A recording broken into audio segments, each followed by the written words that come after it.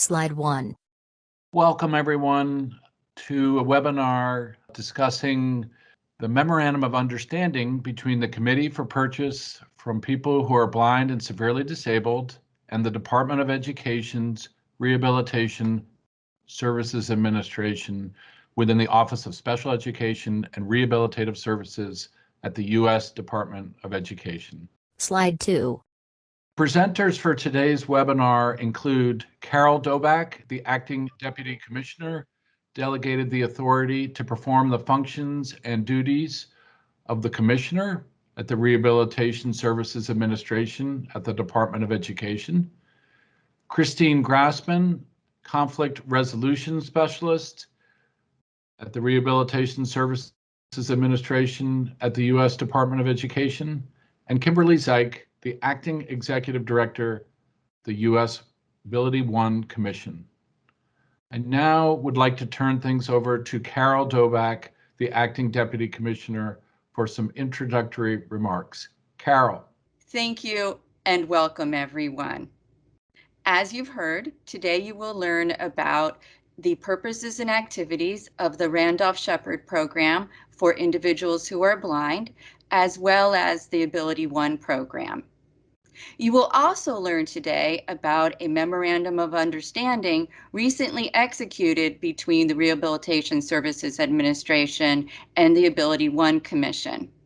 This memorandum increases collaboration between RSA and the Commission so that we can more effectively and efficiently identify those opportunities for the Randolph-Shepard program vendors, as well as those opportunities that may be more appropriate for operation under the AbilityOne program.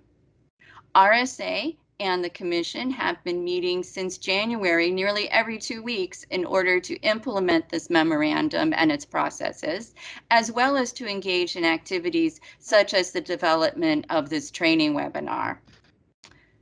I can say with confidence that our collaboration in this important area has never been stronger. And you will see this collaboration demonstrated throughout the webinar.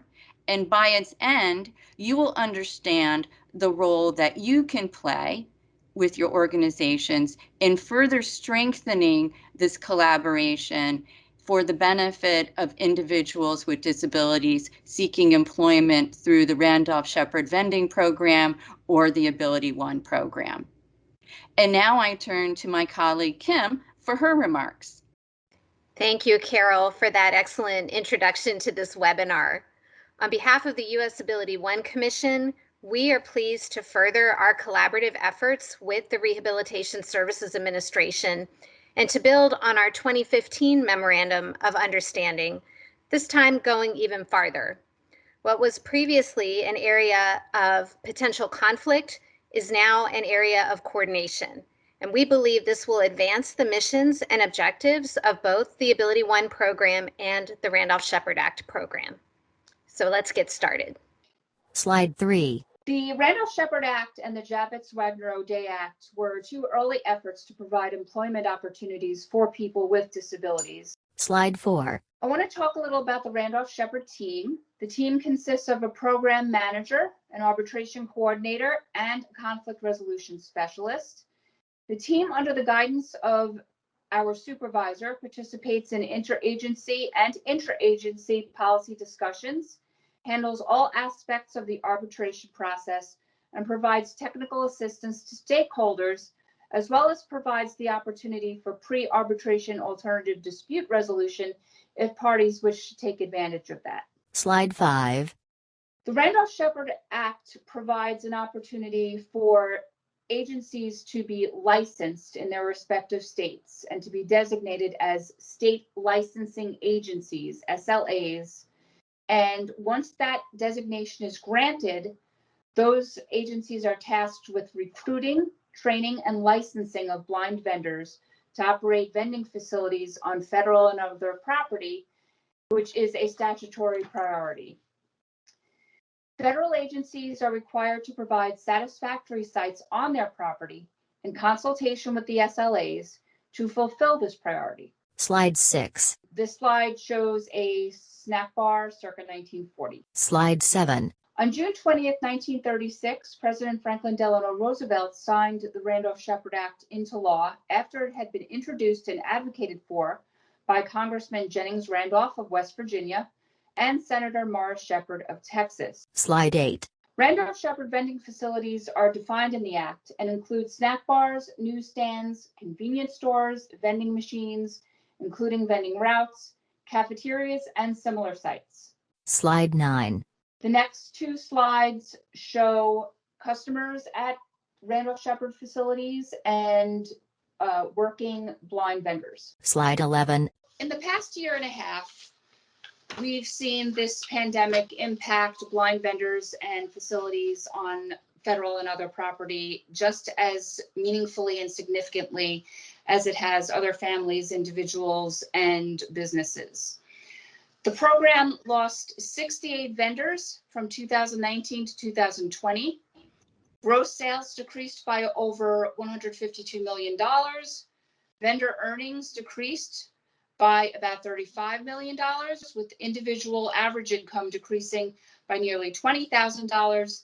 And there were 5 vending facilities added to federal properties. Slide 12. There is a presumption of Randolph-Shepard vending facilities on federal property. The Act requires that as long as there is no adverse interest of the United States, one or more facilities must be provided on federal property. Any claim of adverse interest must be made in writing to the Secretary, whose written binding decision will then be published in the Federal Register. Slide 13. This presumption of placement on federal property applies to any property that is leased, purchased, acquired, substantially altered, newly constructed, or renovated, and is occupied by a department, agency, or instrumentality of the United States. There are exceptions, such as an insufficient customer base, a lack of appropriate accommodations, such as plumbing or electricity, sufficient space, or direct competition with an existing food facility. Slide 14. Federal agencies must give notice to state licensing agencies for any plans to do any of the property-related activities I just mentioned. Slide 15. Working together, the agencies determine whether there are satisfactory sites and select the location and type of facility which can be accommodated. It can be helpful at this point for the state licensing agency to get feedback from the elected committees of blind vendors, which represent the licensees in the respective programs. Slide 16.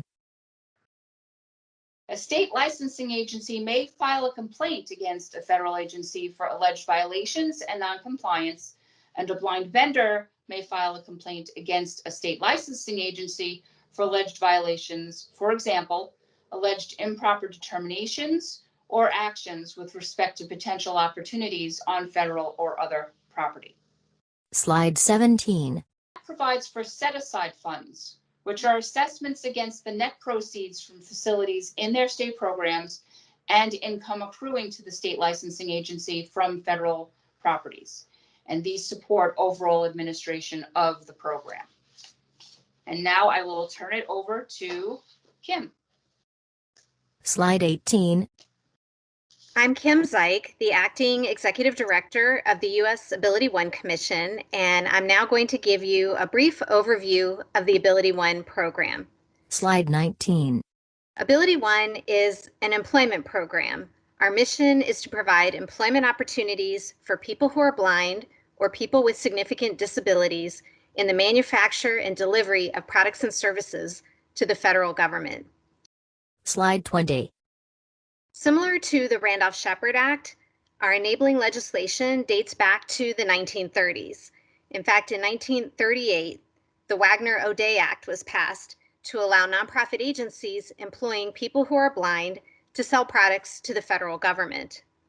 In 1971, our act was amended to include people with significant disabilities and to allow for the sale or delivery of services to the federal government.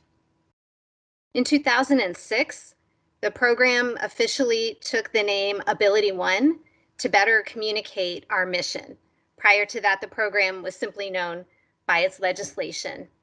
In 2011, the federal agency that oversees the AbilityOne program began operating as the U.S. AbilityOne Commission. Slide 21. This slide depicts the organizational structure of the AbilityOne program. The President appoints members of the U.S. AbilityOne Commission. The Commission chairperson names an executive director to lead the Commission's day-to-day staff. The chairperson also names an inspector general.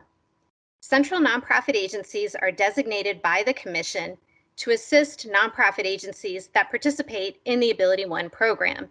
The central nonprofit agencies shown are National Industries for the Blind and Source America. There are nearly 500 nonprofit agencies nationwide that are employers of people who are blind or people with significant disabilities. And together they deliver products and services to federal customers who enable the AbilityOne program to achieve its mission. Slide 22. I'm going to highlight a few of the Commission's responsibilities and duties. The Commission oversees the AbilityOne program, including the central nonprofit agencies and the nonprofit agencies. The Commission determines the suitability of products and services for the procurement list and establishes the fair market price. The Commission maintains and communicates what's on the procurement list. Slide 23. The central nonprofit agencies. Our Enabling Act establishes the role of the central nonprofit agencies, which is to facilitate the distribution of orders of products and services to nonprofit agencies in the program. The central nonprofit agencies also recommend additions to the procurement list. They recommend fair market prices, and they recommend nonprofit agencies to deliver those products and services. Their objective is employment growth. Slide 24. The participating nonprofit agencies in the AbilityOne program are the employers of people who are blind or have significant disabilities, and they are federal contractors subject to meeting all of the quality and delivery requirements of their contracts. The nonprofit agencies are required to meet several regulations established by the Commission in order to maintain qualification as an AbilityOne program participant. This includes employing a high percentage of people who are blind or people with significant disabilities. Slide 25. I'm now going to share with you some high-level AbilityOne statistics. AbilityOne is one of the largest employers of people who are blind or have significant disabilities in the United States, and more than 42,000 individuals were employed in the program in fiscal year 2020. The AbilityOne program has an emphasis on serving ill, injured, or wounded veterans. More than 3,000 veterans with significant disabilities currently work on AbilityOne contracts. The AbilityOne program is one of many employment options for Americans who are blind or have significant disabilities. The community of Americans with significant disabilities or who are blind or visually impaired is more than 15 million working age according to 2020 data. And historically, this segment of our population has a higher rate of unemployment than other segments of the population. Slide 26. The next three charts will give you a sense of the breadth and depth of AbilityOne nonprofit agency capabilities. Our products categories include office supplies, industrial or medical products, military clothing and equipment, food processing, packaging, and distribution supplies. Slide 27. Traditional AbilityOne service capabilities include administrative services, vehicle fleet maintenance, grounds and facility maintenance services, mail and document management, and some food services, which is why it's important for us to coordinate with the Rehabilitation Services Administration. Slide 28. The AbilityOne program is also focused on the next generation of AbilityOne jobs and careers. This includes moving into areas such as cybersecurity and information technology services, contract management support services, and audit readiness support, and help desk support, among other types of knowledge-based services. Slide 29. A few key things to take away from this AbilityOne overview. The Commission is a federal agency overseeing a federal program. It is authorized by the Javits-Wagner-O'Day Act. It's known as AbilityOne.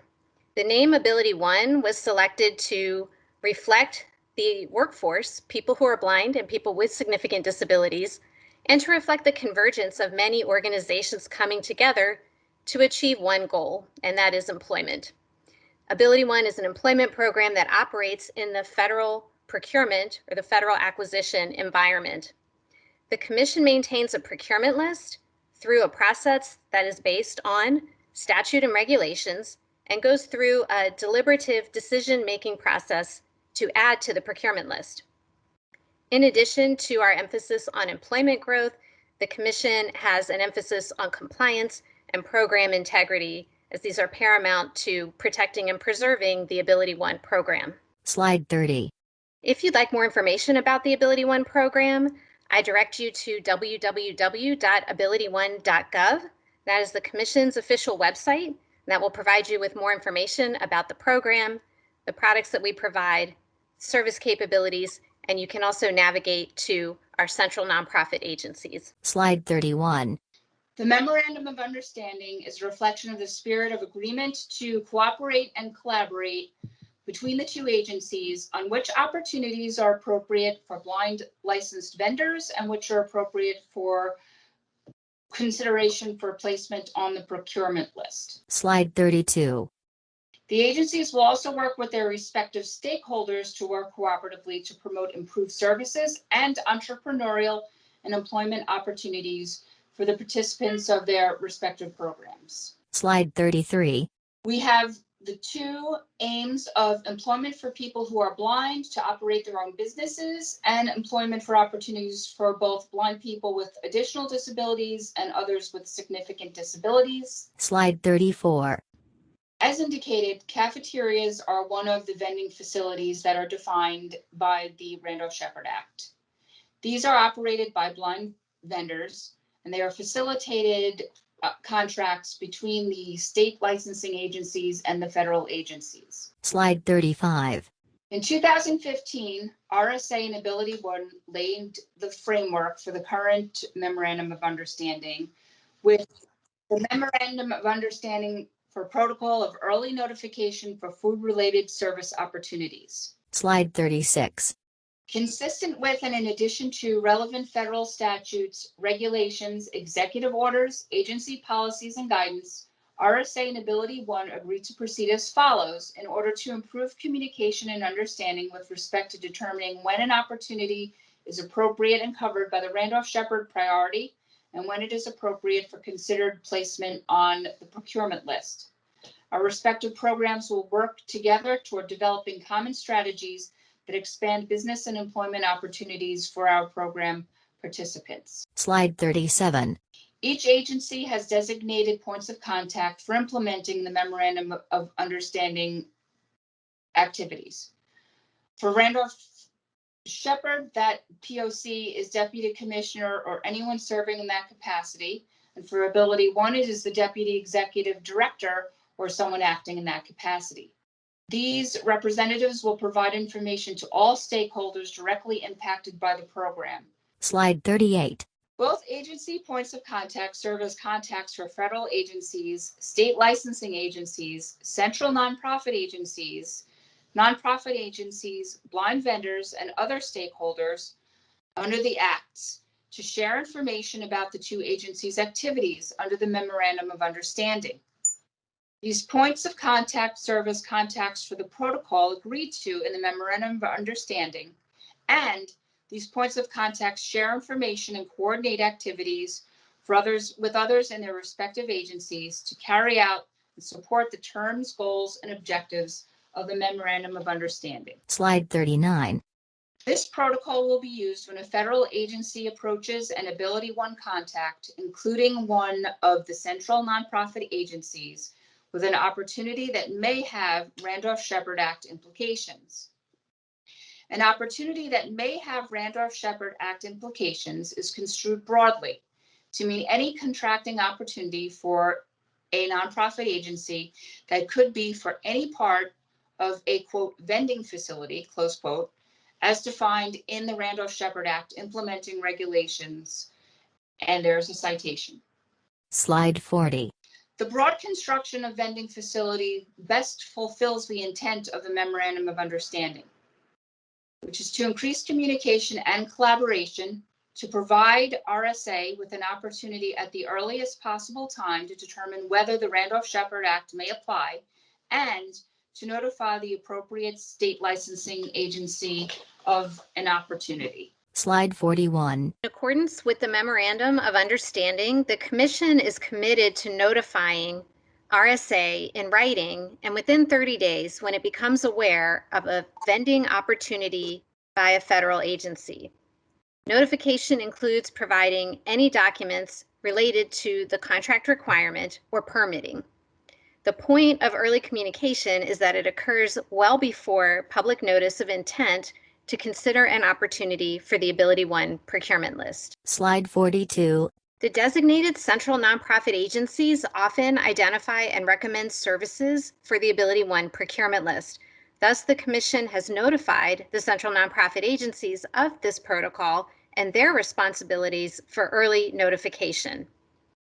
When working with or in touch with a federal customer, the AbilityOne program through the Commission will inform the customer of this notice and coordination process. Slide 43. In order to be effective, the notice will include the information necessary to identify or specify the requirement. That will include location information, it may include the performance work statement, and it will include contact information for the responsible contracting office. Slide 44. The Commission is also committed to assisting RSA in requesting any documentation that may be necessary from the Federal Contracting Office in order to review and assess the potential vending opportunity. If such documentation is not available, this will not result in a delay in the notification and communication between the Commission and RSA. Slide 45. One of the advantages of the MOU is that we have established timeframes for coordination. The Commission notifies RSA within 30 days of becoming aware of a vending opportunity. RSA determines if the vending opportunity merits review by the appropriate state licensing agency within 30 days. If RSA determines that there will be a review with the state licensing agency, RSA will notify the Commission. Slide 46. The Commission will keep the federal contracting agency notified in terms of the coordination with RSA. The Commission will notify the contracting office that RSA is coordinating with the appropriate state licensing agency for its decision on priority. And the contracting office may expect communication from the state licensing agency. Slide 47. The regular communication during the determination process keeps all parties in the loop. RSA will be in communication with the state licensing agency. The Commission maintains contact with the federal customer. And then, of course, RSA and the Commission keep each other apprised and share status of the opportunity. Slide 48. The coordination process will be followed and completed before there's any official action to consider a requirement for procurement list addition. Slide 49. Once RSA refers an opportunity to the appropriate state licensing agency, a negotiation process occurs between the state licensing agency and the federal customer, unless the state licensing agency notifies RSA that it will not pursue the opportunity. Such a decision not to pursue the opportunity will be documented, and this will be communicated then with all of the relevant parties. At that point, if the state licensing agency determines not to pursue an opportunity, the Commission may take official action to consider a procurement list addition. Slide 50. In the Memorandum of Understanding, RSA and AbilityOne understand and recognize that a state licensing agency has priority under the Randolph-Sheppard Act to operate a vending facility. And sometimes the state licensing agency might not exercise this priority for various reasons. Or for example, a vendor may not be available at that time. The site may not be financially feasible or profitable enough, or there may be other reasons. Slide 51. We acknowledge in the Memorandum of Understanding that historically, placement of a food service on the procurement list has often precluded an SLA from later exercising priority.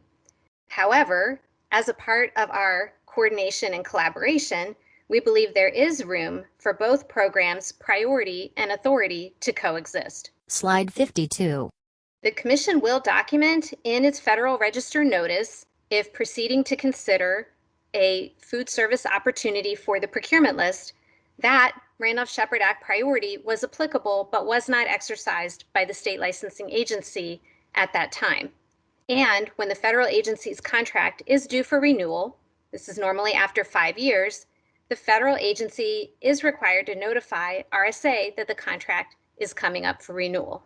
Slide 53. RSA will begin its determination process again as described in the protocol. RSA will forward the documentation to the appropriate state licensing agency to determine whether it is prepared to exercise its priority over the opportunity. The Commission will notify and keep informed the central nonprofit agency and the nonprofit agency that this review will take place. In the Memorandum of Understanding, both the Commission and RSA are committed to tracking vending opportunities that are added to the procurement list in this manner. Slide 54. Both the Commission and RSA have agreed to make all good faith efforts to adhere to this protocol. In doing so, the parties agree to remedy any failure to meet one of the requirements of the protocol as soon as reasonably practicable, and to work cooperatively to resolve any concerns or conflicts. Slide 55. Thank you for joining this webinar to learn more about the Memorandum of Understanding between the AbilityOne Program and the Rehabilitation Services Administration.